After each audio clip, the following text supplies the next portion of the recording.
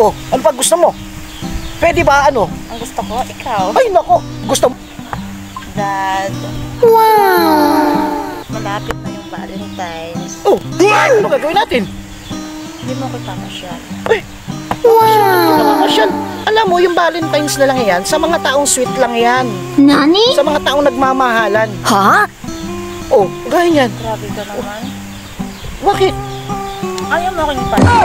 Alam mo, yung February 14, itulog na lang natin yan. Alam mo bakit? Ha? Alam mo, yung mga sinaselebrate yung February 14, kagaya niya, mga sweet lang yan. Sa mga taong tayo ah. Naku, wow! Sa mga taong nagmamahalan. Bakit hindi ba ako sa'yo? Hindi ako naniniwala. Alam mo bakit? Alam mo bakit? Ang dapat sa'yo, February 15. February 14. Eh, hinihintay mo, February 15, araw ng mga sahod. Ano pa? Ano pa gusto mo? 14 and 15. 14, 15. Hanggang 15 ka lang. Galit ka na naman sa akin. Oh, ano pa? Sige na, ipasyal mo na ako. Hindi pwede. Bakit? Kasi pagdating ng 14, tulog na lang natin yan.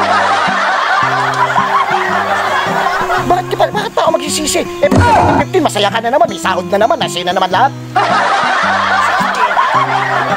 Ano? 16? Nasa trabaho na naman ako. Hindi mo na naman ako papansinin.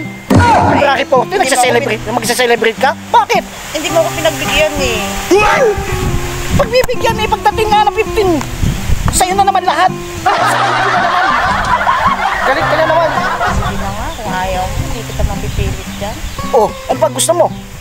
Pwede ba ano? Ang gusto ko, ikaw. Ay, wow! Gusto mo lang yung sahod ko. Siyempre ko, February 14. Pero pagdating 15, galit ka na naman. Konti lang ang sahod mo. February 14, hindi ako magagalit sa'yo. O sige, papasyal kita February 14. Pero pagdating ng 15 sa akin ang sahod ko. Basta ipasyal mo. What? O sige, pumayag ka. O, tara na. Alis na tayo.